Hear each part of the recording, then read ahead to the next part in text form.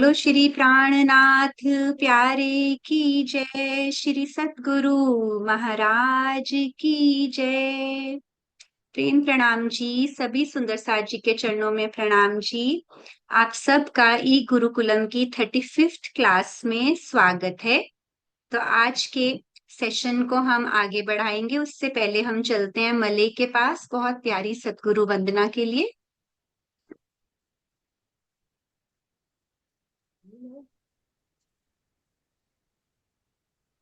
श्री कृष्ण कन्हैया लाल की जय। श्री प्राणनाथ प्यारे की जय।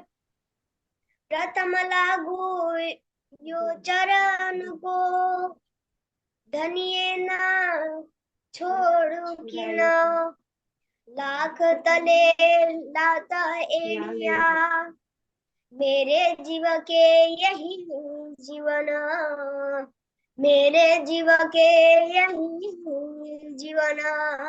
प्राणनाथ प्यारे की जय।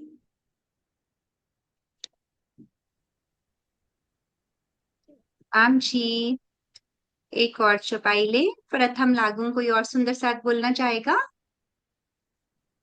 बहुत सुंदर बोला आपने। माही, प्रथम लागू बोलोगे?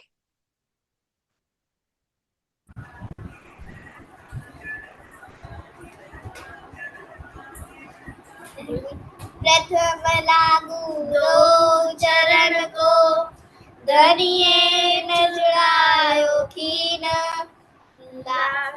पाँव तले लाले दिया, मेरे जीव के ही जीवन, मेरे जीव के ही जीवन। प्रेम प्रणाम जी। प्रणाम जी सुंदर साथ जी। तो चलते हैं आज के प्रसंग की तरफ। तो हम चल रहे थे देवचंद्र जी के संग संग। कहाँ कहाँ से चलना शुरू किया था? सबसे पहले कहाँ से चलना शुरू किया था हमने, किसी को याद है? 2 चैप्टर्स पीछे सबसे पहले जब उनका जन्म हुआ, हाँ, उमरकोट से चलना शुरू किया था। जी मैं म्यूट कर दूं आपको, 1 सेकेंड। जी हाँ जी राकेश।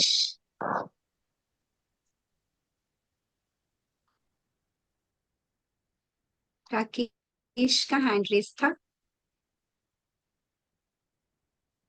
हाँ जी बेटा। तो आप बताओ कि कहाँ से चल के कहाँ तक पहुंच गए थे, फिर आगे चलेंगे। प्रेम प्रणाम जी।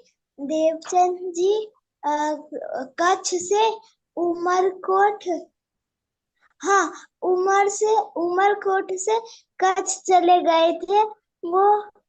फिर हरिदास जी के घर में वो सेवा करते थे सखी भाव से। उसके बिल्कुल। बाद फिर वो बाल मुकुंद जी गायब हो गए। वो हुआ था सबसे लास्ट। बहुत अच्छा। तो आपने तो हमें ब्रीफ में बता दिया कि देवचंद्र जी उमरकोट से पहले कच्छ गए, फिर कच्छ से गए भोजनगर। अब आज हम लेंगे भोजनगर से नवतनपुरी का प्रसंग, नवतनपुरी जामनगर। तो आज देवचंद्र जी हम हरिदास जी के वहां भोजनगर से चलेंगे नवतनपुरी, जहां पर उनको राज्य के प्रत्यक्ष दर्शन होने वाले हैं। तो बहुत ही सुंदर प्रसंग आएगा। तो बड़े प्यार से ध्यान से हम सब सुनेंगे, और सुनते सुनते अपने आप को ऐसे सोचेंगे कि जैसे हम इनके साथ साथ चल रहे हैं।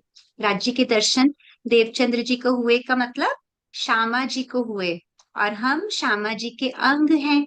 तो हम भी ऐसे ही उनके संग संग चल के राज्य के प्रत्यक्ष दर्शन प्राप्त करेंगे। तो ठीक है सुंदर साथ जी, स्टार्ट करते हैं। परमात्मा से मिलने की तीव्र इच्छा श्री देवचंद्र जी को भोजनगर से नवतनपुरी ले आई। यहाँ श्याम जी के मंदिर में कानजी भट्ट भगवत की कथा करते थे। तो भोजनगर में हरिदास जी मिले थे, और यहाँ पर कौन है? कानजी भट्ट। तो कानजी भट्ट क्या करते थे? श्री भागवत की कथा सुनाते थे। तो जैसे धर्म ग्रंथ होते हैं ना, जैसे कुरान है, बाइबल है, तो ऐसे जितने भी धर्म ग्रंथ हैं उनमें से एक ग्रंथ है भागवत। तो तो कान्जी भट्ट क्या सुनाते थे? श्री भागवत की कथा। देवचंद्र जी नियम से प्रतिदिन उस कथा को सुनने लगे। वे कथा सुनने के बाद ही भोजन करते थे। इसका मतलब पता है क्या है? कि जैसे उनको इतना अच्छा लगता था, ब्रिज और रास की लीलाएं सुनते थे कान्जी भट्ट से, भागवत में सारी श्री कृष्ण जी की महिमाएं, तो वो सुनते सुनते बिल्कुल उनको ऐसे लगता था जैसे वो ध्यान और चितवन के द्वारा वहां पहुंच जाते थे। तो एक तरह से ये उनके लिए आत्मिक आहार था। तो देवचंद्र जी क्या करते थे कि पहले अपनी आत्मा को आहार देते थे, फिर अपने शरीर को। कहने का मतलब कि वो कथा सुने बिना कुछ खाते ही नहीं थे। भोजन बाद में करते थे, पहले पहले ध्यान करते थे। ब्रिज और रास की लीलाओं में वो खुद को राधा रानी मानते थे और श्री कृष्ण जी का ध्यान करते थे। तो भागवत की कथा सुनते सुनते अब क्या हुआ कि 14 इयर्स तक उन्होंने भागवत कथा सुनी, 14 साल तक। तो बहुत होते हैं 14 साल एक नियम को बनाए रखना, मतलब पूरा अनुशासन का सिखापन इतना इम्पोर्टेंट है। हमने अनुशासन किया है, तो किस तरह से अनुशासन कब तक बनाया उन्होंने धैर्य रखकर? 14 वर्ष तक उन्होंने श्री भागवत सुनी। इस समय देवचंद्र जी की आयु 40 वर्ष की हो गई थी। एक बार देवचंद्र जी को कई दिनों तक ज्वर रहा। ज्वर का मतलब क्या होता है? बुखार। एक बार वो बुखार आ गया उनको, उनकी तबीयत खराब हो गई, जिसके कारण उन्होंने 10 से 12 दिन तक भोजन नहीं किया। लेकिन भोजन ना करने के बावजूद भी, बीमार होने के बावजूद भी उन्होंने क्या नहीं छोड़ा? भागवत सुनने जाना नहीं छोड़ा।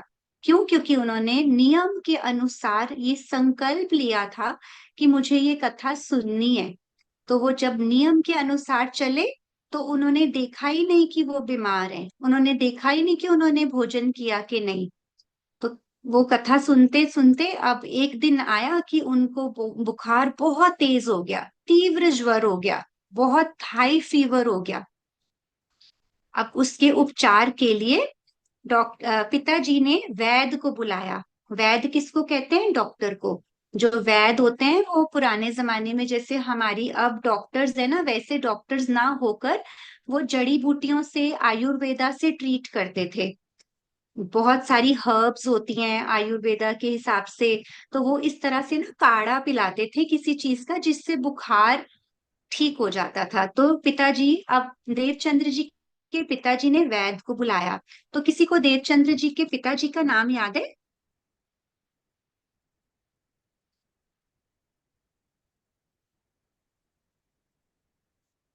हर्ष। प्रणाम जी। प्रणाम आ, जी। उनका पिता का नाम मतु मेहता था। जी बहुत अच्छा। तो उनके पिताजी का नाम मतु मेहता था। तो मतु मेहता जी ने, अब देवचंद्र जी बीमार हुए तो उन्होंने वैद्य को बुलाया। अब वैद्य ने क्या कहा? मैं दवाई तो दे रहा हूं, परंतु इस दवाई को लेने के बाद घर से बाहर नहीं जाना। क्योंकि जब बुखार है, मेडिसिन खाई हो, तो क्या करना चाहिए? हमें लगता है कि हमें क्या करना चाहिए? रेस्ट करना चाहिए, ताकि उस मेडिसिन का असर हो, और हल्का खाना खाना चाहिए। तो अब ऐसे ही वैद्य ने भी कहा कि ये आप मेडिसिन ले रहे हो, लेकिन अब आपको घर से बाहर नहीं जाना। वैद्य की इस बात को सुनकर देवचंद्र जी के पिताजी ने क्या किया? उनको एक कमरे में बंद कर दिया। क्योंकि उनको पता था कि ये भागवत सुनना तो किसी भी हाल में नहीं छोड़ेंगे, ये जरूर ही जरूर जाएंगे। वो इतने संकल्प के और नियम के पक्के थे कि उनके पिताजी ने ये सोचकर कि कहीं और ना बीमार हो जाएं। फादर्स केयर करते हैं ना, हमारे पापा हमारे से कितना प्यार करते हैं हमारे पिताजी, तो वो हर हर समय हमारा भला चाहते हैं। तो उन्होंने क्या किया? उन्होंने देवचंद्र जी को एक कमरे में बंद कर दिया। अब क्योंकि भागवत सुनने के लिए अब मंदिर जाने का समय हो गया, देवचंद्र जी जाने की जिद करने लगे। वो कहने लगे मैं तो जाऊंगा। तो उनके पिताजी ने जब उनको जबरदस्ती रोका, तो देवचंद्र जी ने कहा कि मेरे लिए धर्म ही सब कुछ है। मतलब शरीर से भी ऊपर धर्म को रखा। कि धर्म मेरे लिए सब कुछ है। तो जो धर्म के बारे में ऐसे सोचता है, धर्म उसकी रक्षा करता है, ये हमने सुना है ना। धर्म रक्षा करता है जो धर्म के बारे में सोचता है। तो देवचंद्र जी ने अपने शरीर से ऊपर धर्म को इम्पोर्टेंस दी। तो वो कहते कि धर्म है तो सब कुछ है, आप मेरे शरीर को तो रोक सकते हैं लेकिन मेरी आत्मा को नहीं। मतलब कि मुझे अंदर से इतनी तीव्र इच्छा हो रही है सुनने जाने की, कि उनको पता था कि अगर मैं चला जाऊं तो हो सकता है मैं ठीक हो जाऊं, लेकिन अगर मैं नहीं गया तो हो सकता है मैं ठीक नहीं हूं। तो कहने का मतलब कि अब अब उनको इतनी अंदर से इच्छा हुई और माता पिता जाने नहीं दे रहे थे, तो वो और खाना भी नहीं खाया इतने दिन से, और फीवर भी बहुत तेज था, तो वो गिर गए। जैसे गिरे थोड़ा सा मूर्छित अवस्था में हो गए, थोड़े से अनकॉन्शियस स्टेट में हो गए, जैसे बेसुधी सी आ गई गिरने के बाद, क्योंकि अंदर खाना था नहीं।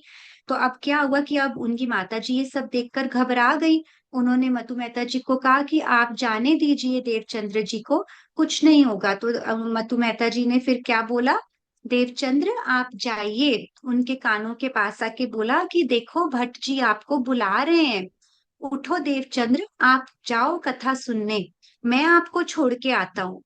जैसे ये शब्द उनके कानों में पड़े, थोड़ी सी अनकॉन्शियस थे, लेकिन जैसे ये कान में शब्द पड़े कि मुझे जाने दिया जा रहा है, दरवाजा खुल रहा है, वो खड़े हो गए, लाठी पकड़ी, और देवचंद्र जी के पिताजी ने उनको उनके साथ चलने लगे। तो देवचंद्र जी ने कहा मैं चला जाऊंगा।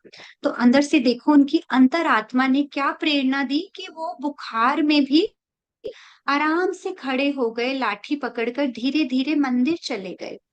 सिर्फ और सिर्फ संकल्प ये, और अंदर से जो उनको भागवत श्रवण से सुख मिल रहा है, उससे उनको अंतरात्मा ने प्रेरित किया कि मुझे अपना संकल्प नहीं तोड़ना।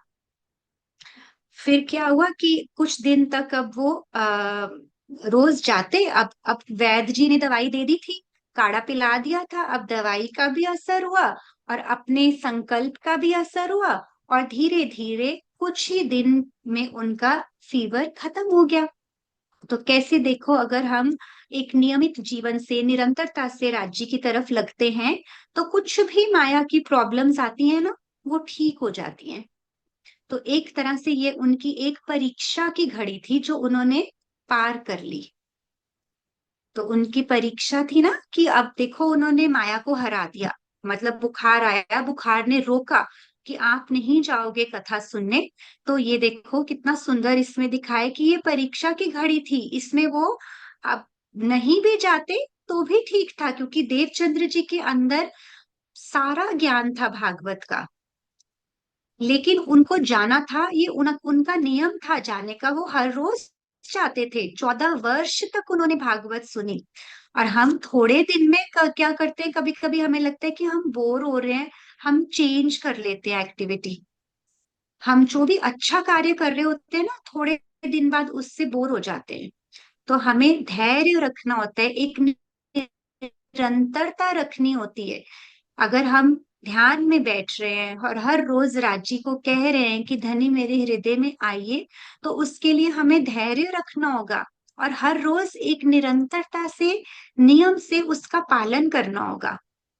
फिर चाहे कुछ भी हो जाए, हमें ध्यान करना ही करना है। फिर अंदर से अच्छा लगता है, क्यों? क्योंकि ध्यान में, एकांत में हमें सुख मिलता है, अच्छा लगता है, शांति मिलती है ना। राज्य के साथ कनेक्ट होता है, हमारा हमारा अपने साथ कनेक्ट होता है। तो कुछ समय सब चीजों से हटकर हम सिर्फ अपने साथ बैठे और हर रोज बैठे। तो इस वाले प्रसंग से हमें क्या क्या सिखापन मिले, इतने से प्रसंग से कौन कौन बताएगा?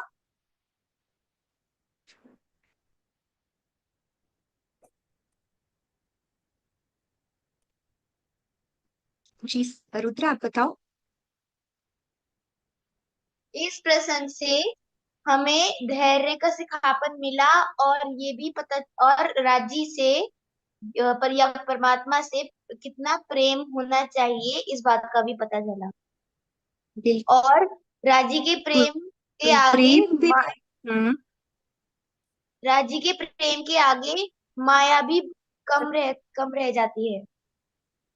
बिल्कुल, माया भी पीछे हट जाती है। बहुत सुंदर जी विहान। हाँ, इससे हमें ये पता चला कि हमें अपना संकल्प एक सीधा रखना चाहिए, एक चीज पे कंसंट्रेट करना चाहिए, एक साथ बहुत सारी चीजें नहीं लेनी चाहिए।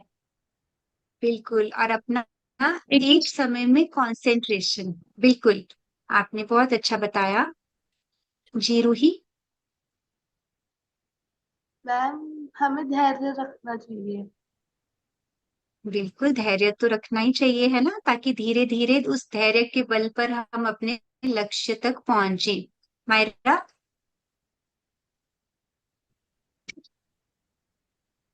ठीक है मैम। हम इस संकल्प से हमें धैर्य और साथ में हमेशा अपने संकल्प को लेना ही चाहिए, और हमेशा कभी भी अपने संकल्प को तोड़ना नहीं चाहिए। जैसे देवचंद्र जी ने 40 वर्ष तक अपना संकल्प रखा है।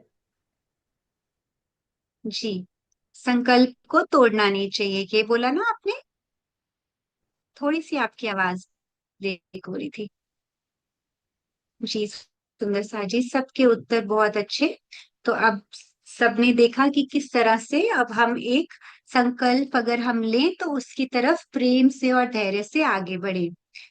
धैर्य, प्रेम, लक्ष्य प्राप्ति की लगन, अनुशासन और पूर्ण विश्वास, सीमा जी ने चैट में बताया। बहुत प्यारा सिखापन। तो अब क्या हुआ कि अब उनका ज्वर उतर गया, ठीक है, वो ठीक हो गए। और क्या हुआ कि एक दिन वो भागवत सुन रहे थे।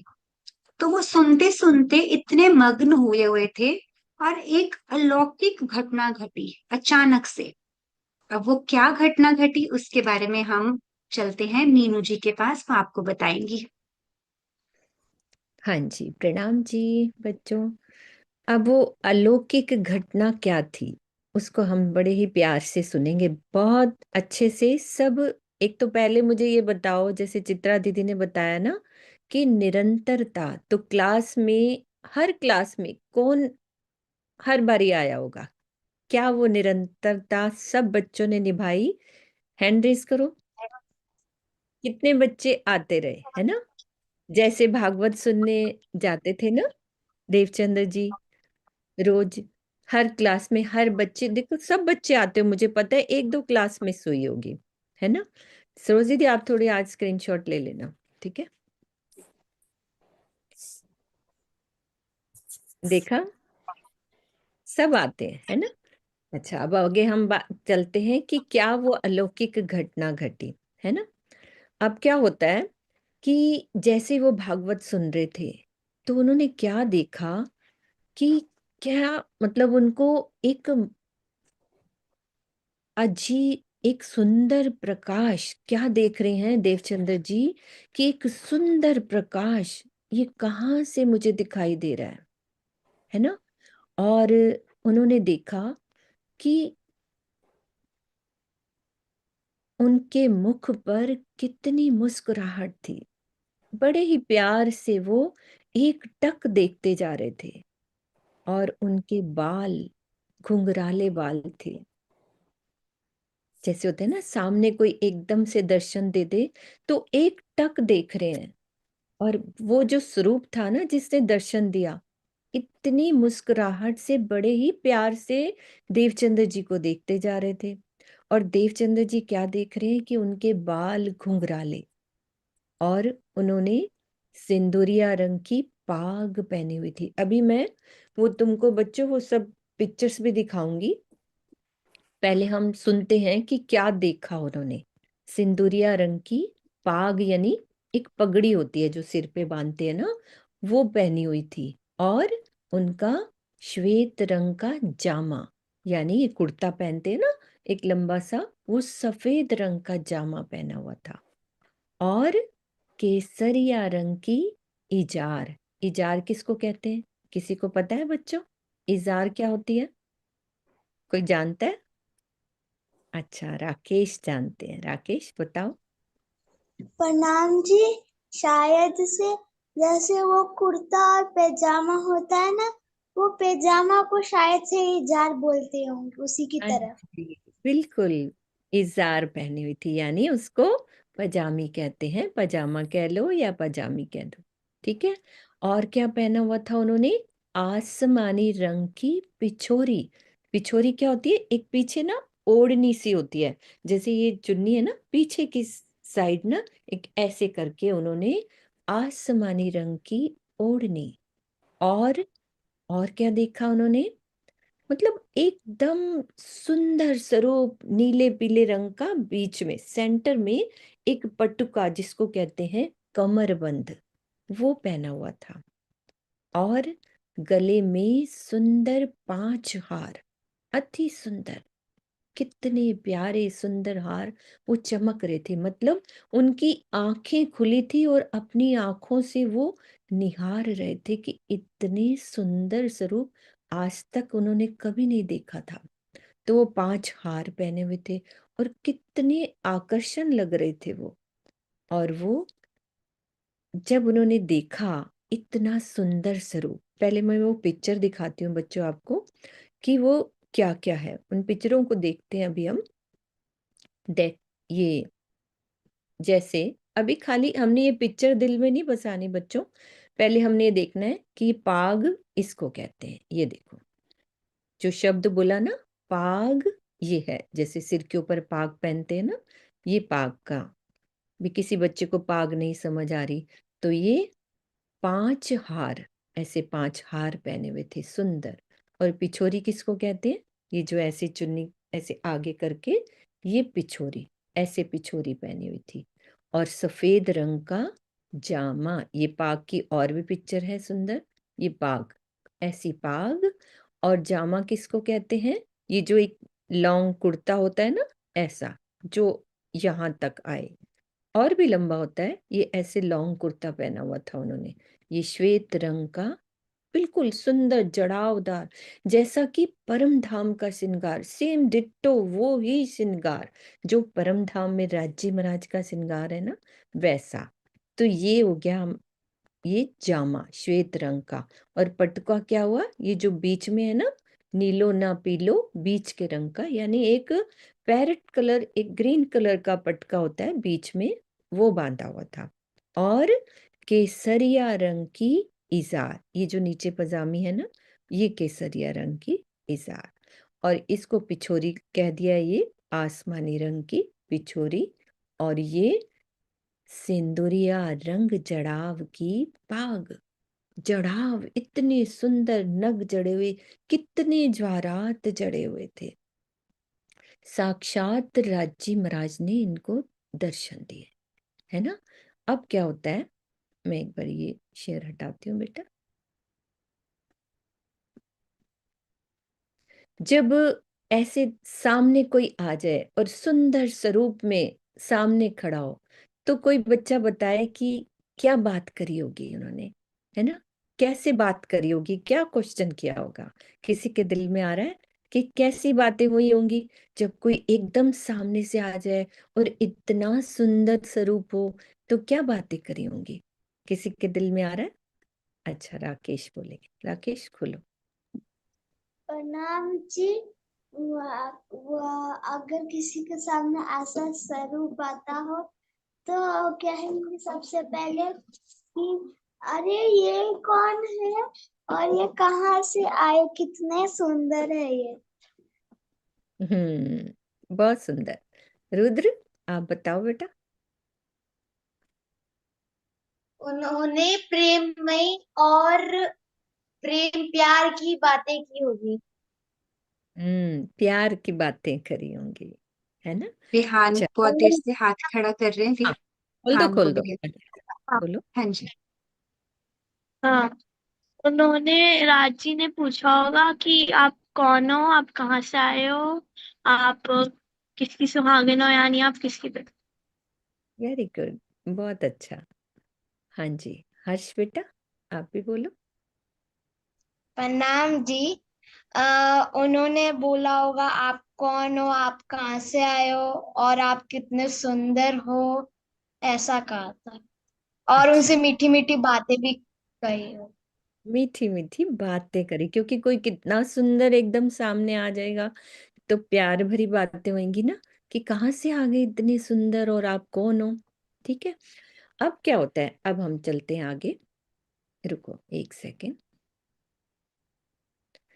अब क्या होता है, वो किशोर स्वरूप जो होता है ना, वो देख रहे हैं, वो तो उनको एक टक देखते जा रहे हैं, और राजी भी देख रही है वो किशोर स्वरूप अभी, क्योंकि उनको ये नहीं पता कि ये राजी हैं या अक्षरातीत हैं, अभी कुछ नहीं पता। तो वो किशोर स्वरूप जो अति मधुर स्वर में बोला कि देवचंद्र, क्या तुम मुझे पहचानते हो, क्योंकि वो देखते जा रहे थे। तो उन्होंने पूछा कि क्या तुम मुझे पहचानते हो, तो क्या बोला उन्होंने, ऐसा लगता है जैसे आप मेरी आत्मा के प्रीतम हो।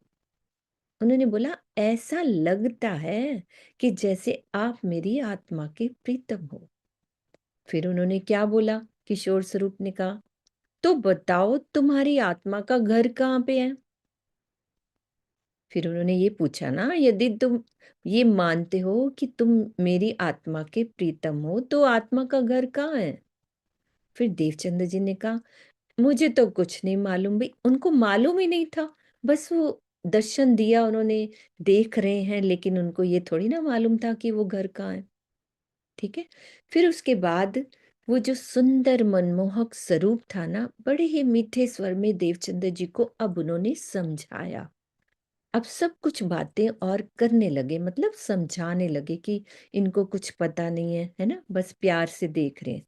अब वो क्या कहते हैं कि अब तक तुम स्वयं को राधा राधा मानते थे ना, भागवत सुनने जाते थे तो अपने आप को क्या मानते थे वो, कि मैं राधा हूं, और राज्य को वो कृष्ण मानते रहे हैं। तो कहते हैं अब तक तो तुम स्वयं को राधा और मुझे कृष्ण मानते रहे हो, लेकिन देवचंद्र, ना तो तुम राधा हो, ना ही मैं कृष्ण हूं। और कौन है वो कहते हैं मैं सच्चिदानंद अक्षरातीत श्री राज्य हूं। उन्होंने ये सब बातें करी, सब बताया धीरे धीरे, जैसे किसी को समझाते हैं ना, जब ये क्लास में भी चित्रा दीदी कितने प्यार से धीरे धीरे आपको समझाती हैं।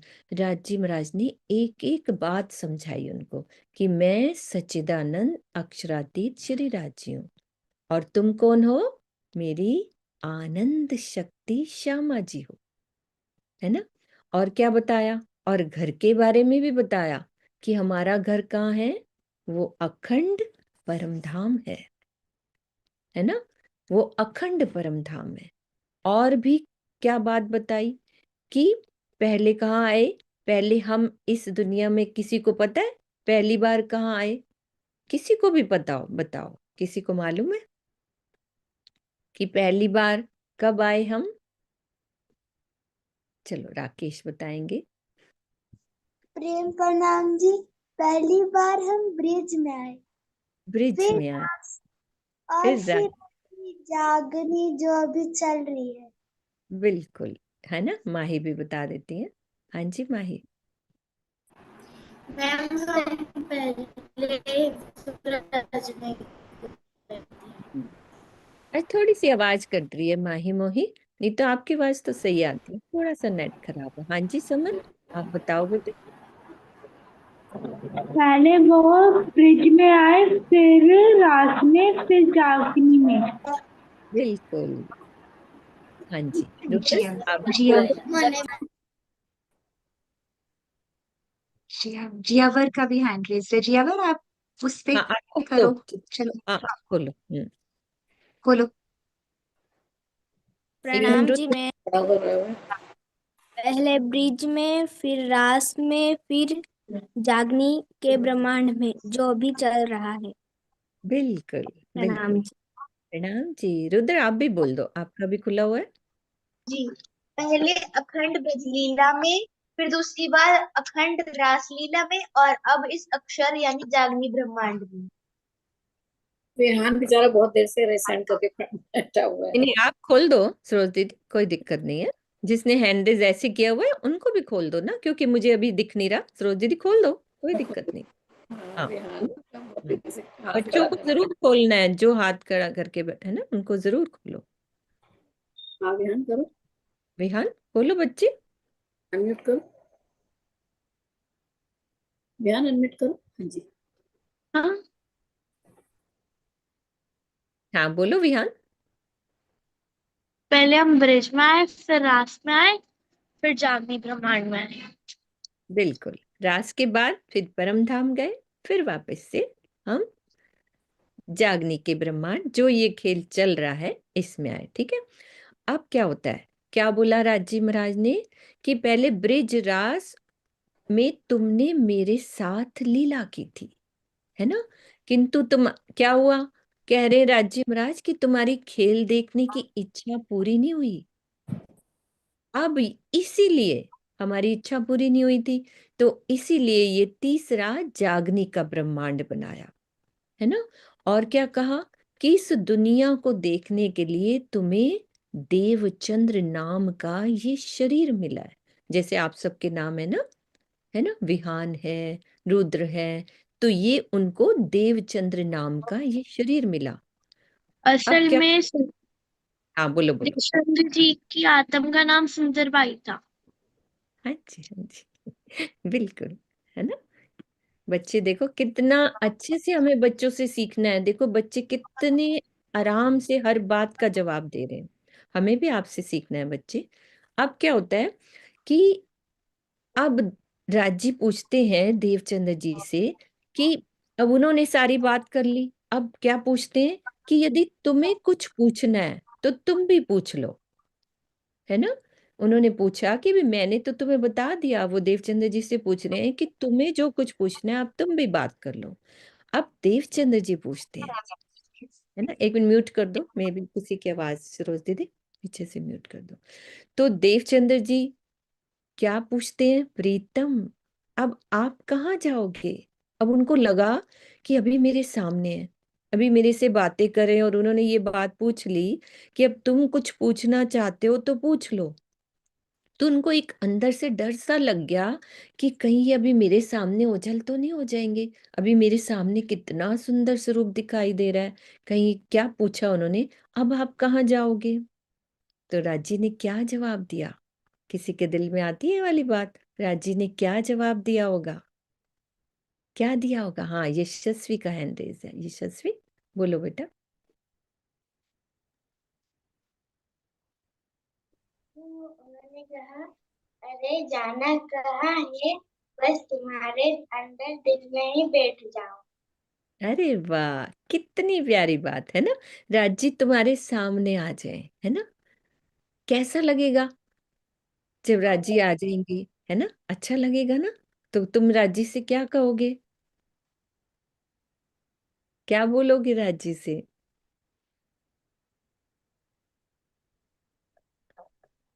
है ना, यशस्वी बोलो, क्या बात करोगे राजी से,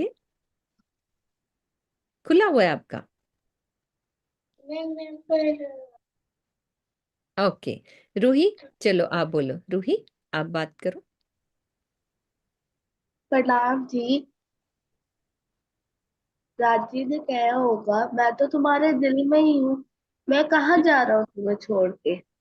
बिल्कुल, देखो सबको ये पता है ना, राजी ने ये बोला होगा कि मैं कहीं नहीं जाऊंगा, अरे जाना कहाँ है, बस तुम्हारे अंदर ही बैठ जाऊंगा। राजी बहुत ही मीठे मीठे स्वर में बात कर रहे हैं, इतने प्यार से बात कर रहे हैं कि मैं कहाँ जाऊंगा, तुम्हारे दिल में ही बैठ जाऊंगा, है ना।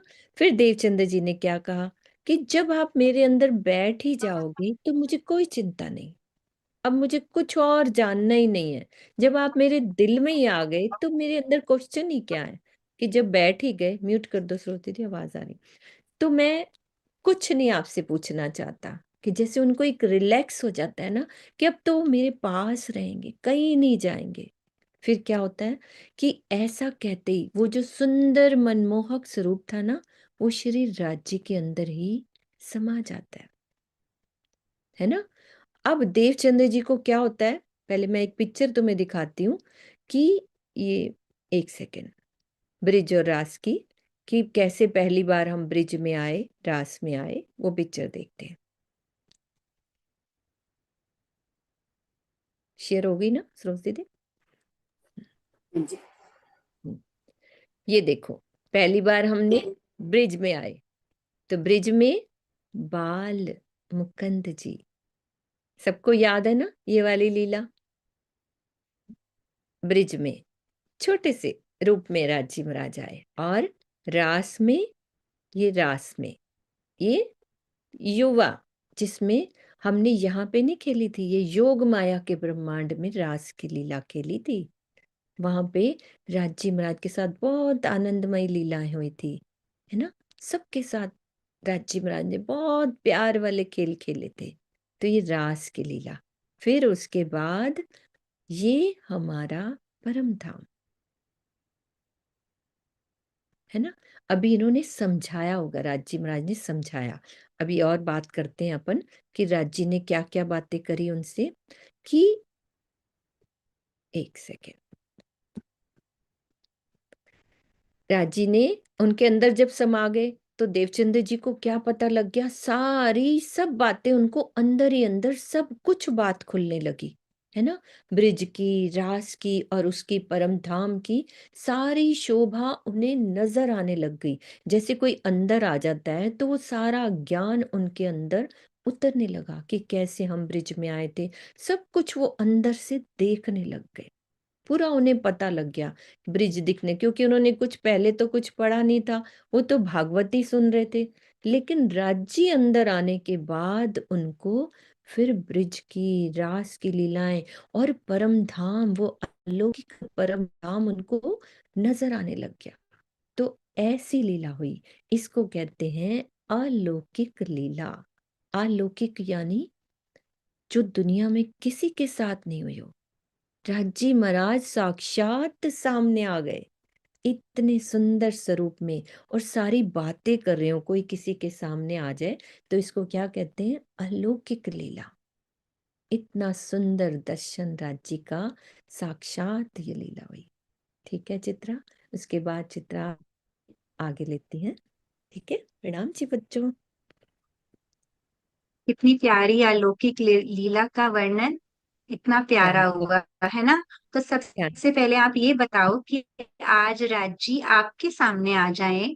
अभी पता है हम ध्यान में बैठेंगे 5 मिनट के बाद, तो क्या पता धनी से हमने क्या कहना है। आप मानो आज राजी प्रत्यक्ष दर्शन दे दें हमें, तो आप क्या बात करोगे उनसे? कभी नहीं सोचा ना? आज सोचते हैं कि धनी आप आओ तो हमें तो आपसे बहुत सारी बातें करनी है। तो चलो बताओ बारी बारी से। हाँ जी रुद्र। जी, हम तो अगर हमारे सामने राजी महाराज आए तो हम सबसे पहले उनसे ये पूछेंगे कि आप हमें परम धाम कब ले जाएंगे। बहुत प्यारा। जी विहान। मैं उनसे पूछूंगा, नहीं कि मैं उनसे बोलूंगा कि मुझे परम धाम ले चलो अपने साथ, और बाकी सब बहुत प्यार। ओ सॉरी, मुझे लगा आपका खत्म हो गया। हाँ जी, सबको एक साथ सॉरी, ले बोलो। चलो। सबको एक साथ ले चलो, वेरी गुड। आप हमारे लिए भी कहना राजी से, ठीक है। हाँ जी राकेश। प्रेम प्रणाम जी। अगर मुझे राजी दिखेंगे, मैं सबसे पहले उनसे बोलूंगा, आप मेरे दिल में ही रहेगा हमेशा, मुझे कभी दूर मत करिएगा। और जैसे आप परम धाम में हमसे मीठी मीठी बातें करते थे और लीला करते थे, इस समय भी हमारे पास ही रहिएगा और सेम मीठी मीठी बातें करते रहिएगा हमारे से। प्रणाम जी। बहुत बहुत प्यारा। बिल्कुल मीठी मीठी बातें करते रहिएगा। जी मायरा। अमीरस भी छोटे से हैं। हाँ, मैं आती हूँ उसके पास। हाँ मायरा, आप बोलो। प्रेम पे नाम नाम अगर हम मेरे को राजी दिखेंगे तो मैं उनसे सबसे पहले ये पूछूंगी कि आप कहीं जाएंगे तो नहीं, आप मेरे दिल में ही बैठे रहेंगे ना। अगर राजी हम हाँ कहेंगे तो मैं हमेशा उनके साथ ही रहूंगी और कभी कभी भी उनको छोड़ के नहीं जाऊंगी। और राजी से भी कहूंगी कि आप कभी भी मेरे को छोड़ के मत जाना। बिल्कुल मत जाना, बहुत सुंदर। जी अमीरस।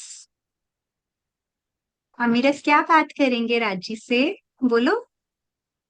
कि कि मुझे कि मुझे आपके साथ जाना है, मुझे अपने परम धाम में जाना है। हाँ, परम धाम में जाना है ना? तो हम यहाँ बैठे बैठे आंखें बंद करके ध्यान और चितवन के द्वारा परम धाम जाएंगे। जी मले, आप बोलो। प्रणाम जी। प्रणाम जी। मैं राज जी से यह कहूंगा कि आप मुझे परम धाम ले चलिए और वही से मीठी मीठी बात करिएगा। बिल्कुल। हाँ जी रूही। प्रणाम जी। मैं राजी से कहूंगी, राजी आप मेरे से मिलते रहना। मिलते रहना, आते रहना, यही रहना है ना? बहुत ही प्यारे प्यारे उत्तर आप सब ने दिए कि धनी से हम कहेंगे अपनी मीठी मीठी बातें आप हमें। और राज्य की मीठी बातें किसमें हैं? सारी मीठी बातें राज्य की हमारी ब्रह्म वाणी में है। तो अगर हम वाणी पढ़ेंगे, वाणी का मंथन करेंगे, हमने सोचा था ना हर रोज एक चौपाई अच्छे से समझ के रात को सोया करेंगे। तो अगर वो ऐसा हम करेंगे तो हमें कभी महसूस ही नहीं होगा कि राज्य हमसे दूर है। आपको पता है एक श्रृंगार ग्रंथ में बहुत प्यारी चौपाई आती है। हम पहले उस चौपाई को देखते हैं और फिर उसके बाद ध्यान के लिए आगे बढ़ेंगे। हाँ जी, 1 मिनट खोल रही हूँ मैं। हम्म। तो हम जब भी ध्यान में बैठे तो राज्य के चरण कमल का ध्यान करें कि धनी के चरण कमल कैसे हैं, नूरी हैं। और सबसे सबसे प्यारी बात क्या है कि वो रूहों के जीवन जीवन है। राज्य के चरण कमल हमें धनी कभी अपने चरणों से अलग नहीं करना। हम ये भाव लेते हैं ना चितवन में और ध्यान में। तो एक बहुत ही सुंदर चौपाई है, आज की चौपाई हम देखेंगे कि क्या है। आप बोलो एक बार चित्रा, मैं पीछे से अभी देख रही हूँ, बाद में हाँ भेजी जी। है। हाँ, तो वो चौपाई है सुंदर सा जी, श्रृंगार ग्रंथ की है। ए बेली फूल रू मोमिन, सो बेल भई हक चरण। बेल जुदागी फूल क्यों सहे, यो कदम बिना रहे ना मोमिन। तो हम एक एक चरण को समझेंगे, ठीक है? तो कहते ए बेली फूल रू मोमिन। ए का मतलब कि ये राज्य के चरणों की यहाँ बात की है कि जो राज्य के चरण कमल है वो कैसे हैं। आप देखते हो ना गार्डन में एक फ्लावर होता है तो फ्लावर के नीचे पूरी उसकी बेल होती है ना, जिससे ये फूल कनेक्टेड होता है। लताएं कहते हैं, शाखाएं कहते हैं, बेल कहते हैं, है ना? तो महामती जी कह रही हैं कि जो राज्य के चरण कमल है ना वो उस बेल की तरह है। ए बेली फूल रू मोमिन, और वो जो फूल है वो क्या है? मेरी रूह है, मेरी आत्मा है। तो वो कहती है सो बेल भाई हक चरण। अब राज्य के चरण क्या हो गए? वो लता हो गई, वो बेल हो गई जिससे मेरी रूह कनेक्टेड है, जुड़ी हुई है, जिससे वो फूल लगा हुआ है लता से। कहते बेल जुदागी फूल क्यों सहे। और आप कभी, आपको मालूम है अगर आप फ्लावर प्लक करते हो कभी, तो आप सोच सकते हो, वैसे फूल तोड़ना अच्छी बात नहीं है, पर अगर आप सोचो कि अगर आप फूल को तोड़ लो, उस बेल से जुदा कर दो, तो क्या होगा? फूल जिएगा, खिला रहेगा? नहीं ना, फूल मुरझा जाता है। तो कहते बेल जुदागी फूल क्यों सहे। अब बेल की जुदाई फूल नहीं सहन कर सकता। यूं कदम बिना रहे ना मोमिन। अब मोमिन है जो राज्य की रूहें हैं, जो ब्रह्म सृष्टि है, वो उन चरणों के बिना नहीं रह सकती। क्यों? क्योंकि हम राज्य ने बताया तुम वो फूल हो और उनके चरण वो बेल हैं। तो जैसे बेल फूल से अलग हो गई अगर, तो फूल मुरझा जाएगा। आत्मा कहती है कि हम आपके चरणों के बिना नहीं रह सकते। यूं कदम बिना रहे ना मोमिन। ऐसे ही जैसे राज्य के चरण कमल के बिना हम नहीं रह सकते। तो ये आज की चौपाई थी। किसी बच्चे को चौपाई में डाउट है? समझ में आई? पहले तो सब बच्चे बताओ, समझ में आई चौपाई का मतलब? थम्स अप करो, हेड नोट्स करो। अवनी को समझ आई, मलिक को भी आई। बहुत सुंदर। रुद्र आपको नहीं आई? आप बोलो क्या, फिर से बताओ। मैम मुझे पूरी समझ में नहीं आई, इसका अभाव समझ में नहीं आया अच्छी तरह। अच्छा, आप मुझे ये बताओ, आप गार्डन में जाते हो, वहां पे आप फ्लावर्स देखते हो, तो फ्लावर्स किससे कनेक्टेड होते हैं? मैम प्लांट्स यानी कि सॉइल से। हाँ, प्लांट से होते हैं ना, तो सॉइल नीचे होती है, प्लांट ऊपर होता है, तो एक फ्लावर जिस तरह से उस पे प्लांट से कनेक्टेड होता है, तो महामती जी कहती हैं ऐसे ही हम जो रूहें हैं ना, वो राज्य के चरण से जुड़ी हुई हैं। तो जैसे उनके चरणों को क्या कहा यहाँ पर, ये मनोहर लता की तरह है, और उसमें लगे फूल की तरह ब्रह्म सृष्टियों की आत्मा है। तो मैं क्या हूं, मैं वो फूल हूं, और राज्य के चरण कमल क्या है, वो बेल है। तो अगर उस फूल को बेल से अलग कर दिया जाए तो फूल मुरझा जाएगा ना, वो जुदाई सहन नहीं कर सकता। तो ऐसे ही वो कह रहे हैं कि हम आत्माएं भी प्रियतम अक्षरातीत के चरणों से अलग नहीं हो सकती। आप समझ में आई, है ना? तो ये राज्य के चरण कमल से हमेशा हमारा नाता है, ये बताने के लिए ये चौपाई आपको बताई गई है, जो आप ऑलरेडी सब बच्चे बहुत प्यार से इसको समझ गए। राकेश, आपको कोई डाउट है? हाँ जी, बोलो। प्रणाम जी। मुझे इस चौपाई के ऊपर नहीं है, पर मुझे वो पहला वाला जो देवचंद जी का था, सबसे पहले बोला था कि देवचंद जी अपने पापा मम्मी से चुपके वो चले गए थे कच्छ से।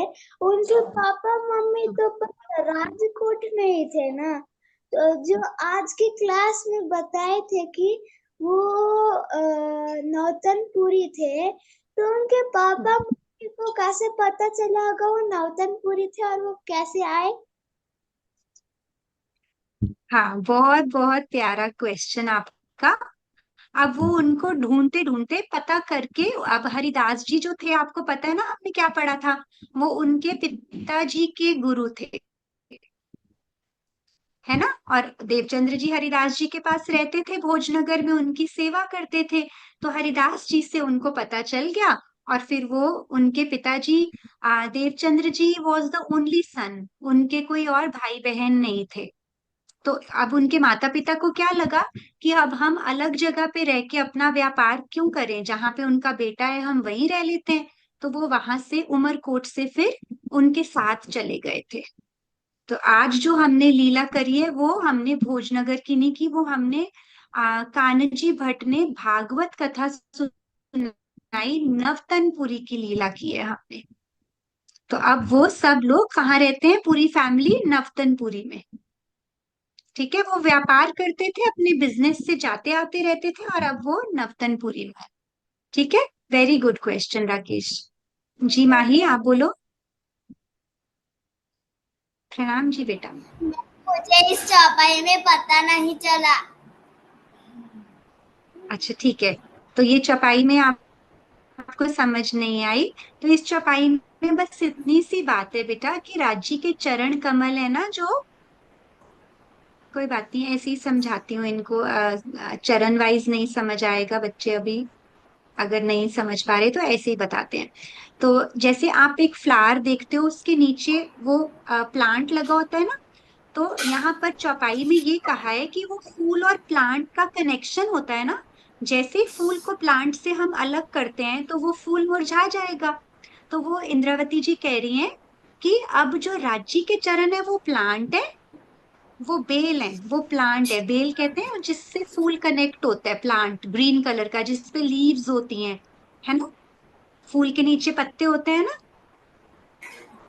तो उसके साथ वो राज्य के चरण है, और फूल मेरी आत्मा है, मतलब मेरी रूह है। तो वो अब जैसे ही चरणों से हम कह रही है कि अलग होने का मतलब क्या है, कि जैसे ही हम चरणों से अलग होंगे हम रह ही नहीं पाएंगे। तो आज हम पल पल राज्य की मेहर देखते हैं तो हमें क्या लगता है कि धनी हम आपके चरण कमल मेरे हृदय में ही है, आप मेरे पास ही हो, हम आपसे अलग नहीं है। ठीक है, अब समझ आई? अगली बार कोई और इजी चौपाई लेके आएंगे आपके लिए, ठीक है? ये बहुत प्यारी थी, तो राजी ने दिल में सुझाया। ठीक है सुंदर साथ जी, अवनी आप भी बताओ। जैसे मैम आपने बताया कि जब हम फ्लावर को प्लग करते हैं फ्लावर मुरझा जाता है, तो हम जब फ्लावर को प्लग करते हैं तो वो मुरझा क्यों जाता है? क्यों? क्योंकि उसको अब क्योंकि फ्लावर एक प्लांट है, सॉइल है, तो जब फ्लावर को तोड़ दिया आपने, तो वो सॉइल से जो उसको न्यूट्रिशन मिलता है वो नहीं मिला ना, जो सॉइल से प्लांट में न्यूट्रिशन जाता है फिर फूल खिलता है ना। आपको पता होगा, आपने साइंस की बुक में पढ़ा है ना कि फूल कैसे खिलता है। तो अब जब फ्लावर को अलग ही कर लिया उसके सिस्टम से, पूरा तोड़ ही लिया, तो फिर उस तक खाना नहीं मिला ना। तो ऐसे ही राज्य के चरण कमल हमारा खाना है, ठीक है, हम अलग नहीं हो सकते उससे। ठीक है सुंदर साथ जी, बहुत ही प्यारे प्यारे आपने प्रश्न पूछे, ध्यान से सुना। और अब हमारा वक्त है, अब हम करेंगे ध्यान। 5 क्वेश्चंस है मीनू जी, क्विकली ले ले, फिर ध्यान में बैठे, जल्दी जल्दी से ले लेते हैं 5 क्वेश्चंस आज के सेशन के। ठीक है, चलिए। मेरा इंटरनेट आवाज आ रही है कुछ? थोड़ा सा कट रहा है लेकिन बोलो। गड़बड़। ठीक है सुंदर साज। हाँ, तो पहला क्वेश्चन है, देवचंद्र जी ने 14 वर्ष तक किससे भागवत सुनी थी? फास्ट फास्ट हैंड्स रेस्ड, जिसका सबसे पहले होगा उसको लेने की मैम कोशिश की जाएगी। हाँ जी कांजी भट्ट बोलो। से। Ma'am kanji very Bhatt good, से। कांजी भट्ट से। Next question. हाँ जी, कांजी भट्ट से। नेक्स्ट क्वेश्चन का आंसर देंगे परम। ठीक है Param, keep your hand raised. Devchandra ji को अचानक से क्या दिखाई दिया? परम ने हैंड नीचे कर लिया, तो अब हर्ष आप बताओ।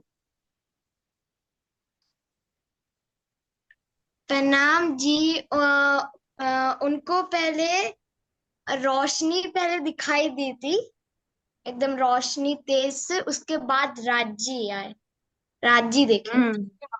बिल्कुल, वो दिव्य नूरी प्रकाश राज्य दिखे उनको, बहुत सुंदर। हाँ। देवचंद्र जी को राज्य के दर्शन हुए तो उनकी उम्र कितने वर्ष की थी? जी विहान। जब देवचंद्र जी को राज्य के दर्शन हुए तब उनकी उम्र 40 साल की थी। बिल्कुल सही, 40 साल की थी। नेक्स्ट, राजी ने कौन कौन सी लीलाओं के बारे में देवचंद्र जी को बताया? ये नीचे सारे हिंट्स बने हुए हैं, सब सुंदर साथ को आता है ये। हाँ जी रूही। प्रणाम जी। ब्रज रास जागरण लीला। हाँ, ब्रज रास जागनी, एक और लीला के बारे में भी बताया था राजी ने, है ना? बोला है उन्होंने उनको जाग। क्या बताया था? हाँ, नहीं मेरे दिल में कुछ और आ रहा था कि फिर उनको उसके बाद। ठीक है, हाँ, ब्रज रास जागनी, ठीक है। ओके सुंदर सा जी। राज्य के वस्त्रों की शोभा, डैश रंग की पाग। हाँ जी माही। सेंदूरिया रंग की पाग। बिल्कुल, सिंदूरिया रंग की पाग। नेक्स्ट है डैश रंग का जामा, मले। प्रणाम जी। सफेद रंग का जामा। हाँ, श्वेत रंग का जामा। डैश रंग की इजार, विजय के नाम से हैंड रेज्ड है सुंदर सा जी, आप कैमरा खोल के उत्तर देंगे।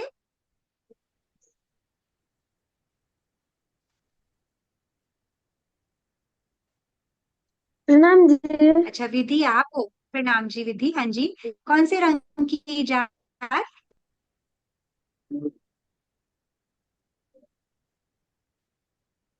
लाल। केसरिया रंग की। आपकी आवाज ब्रेक हो रही है बेटा। नेक्स्ट लेते हैं सुंदर सा जी, डैश रंग की पिछौरी, परम, परम प्रजापति।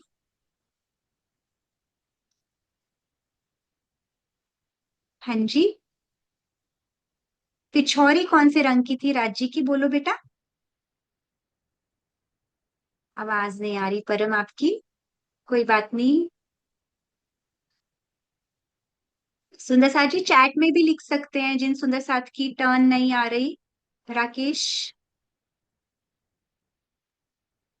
प्रेम प्रणाम जी। जो पिछड़ी है वो आसमानी रंग की थी। हाँ, अब पाखी बहुत बोलेगी। सुंदर। और अब पाखी बताएगी कौन से रंग का पटुका। पाखी।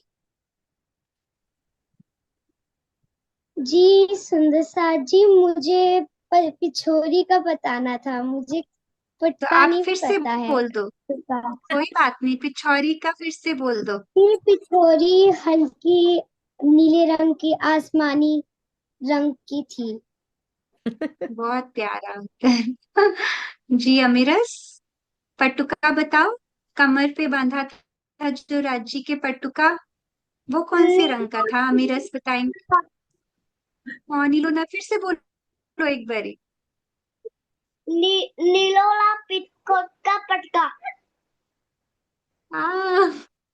बहुत सुंदर, पैरेट कलर का। बहुत प्यारे आंसर्स आ रहे हैं। ठीक है, नेक्स्ट है सुंदर साथ जी की राजी ने गले में कितने हार पहने हुए थे? संजीव जी के यहाँ से, संजीव थरेजा जी के यहाँ से सुंदर साथ जी कैमरा ऑन करेंगे।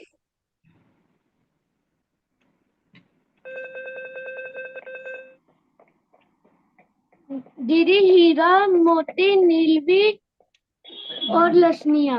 मैं दिव्यम। हमने तो कलर बताए भी नहीं थे, देखो दिव्या ने कलर्स भी बता दिए है ना। आपको राजी ने सब दिखा दिया। बहुत अच्छा, बहुत प्यारे उत्तर। सब बच्चों को बहुत बहुत प्यार रांची का ऐसे ही मिले। तो चलो आज हम 5-7 मिनट ध्यान करेंगे। ऐसे जो जो श्रृंगार आज हमने रांची का देखा है उनके चरण कमल का भी ध्यान करें, श्रृंगार का भी। और चलो आंखें बंद करके सभी बच्चे सीधे बैठेंगे, जस्ट फॉर 5 मिनट्स। ओके, प्रेम से बैठेंगे, सीधे बैठेंगे। और जैसे जैसे मीनू जी बोलेंगे अपना ध्यान एकत्रित करेंगे। बैठ गए सब अच्छे से? जी। एकदम से, बहुत ही प्यार से, जैसे देवचंद्र जी को दर्शन हुए थे ना। राजी भी आंख बंद करते ही देखना, अभी आ जाएंगे आपके सामने, क्योंकि आपका दिल इतना प्यारा है ना बच्चों। देखना अभी सबके सामने राजी आएंगे। आंख बंद कर लो अच्छे से, प्रेम से। ठीक है, 2 बारी बस राज श्यामा जी, राज श्यामा जी बोलेंगे। शुरू करते हैं बच्चों। राज श्यामा जी, राज श्यामा जी।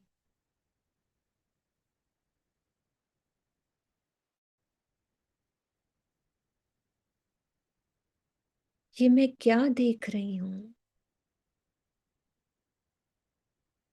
इतनी सुंदर छवि, इतनी प्यारी। ये छवि कहाँ से प्रकट हो रही है?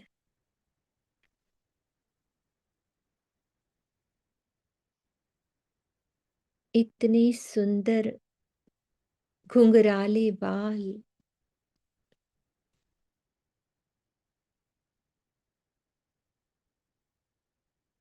और वो मुस्कुराहट, बड़े ही प्यार से धनी मुस्कुरा रहे हैं मुझे देखकर।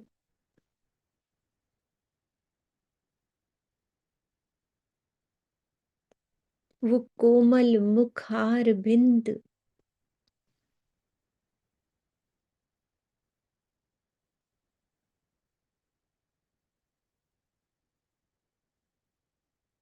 कानों में मनोहर कुंडल, अति सुंदर मुखार बिंद, तेज प्रकाश से चमकता हुआ।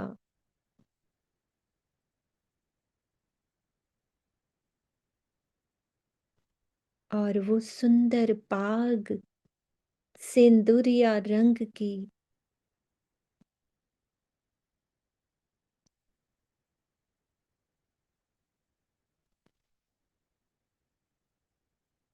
एक टक मैं देखती ही जा रही हूँ।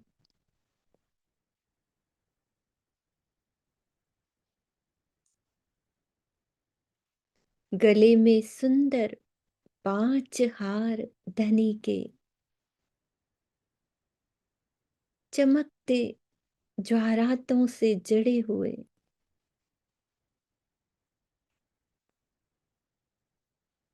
श्वेत रंग का जामा,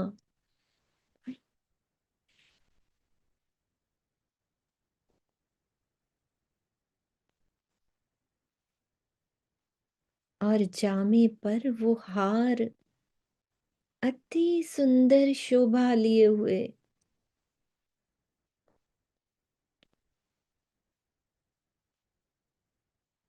और नीलो न पीलो रंग का पटुका,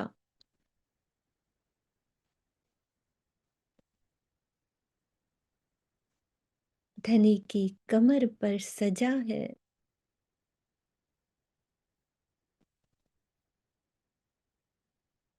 केसरिया रंग की इजार,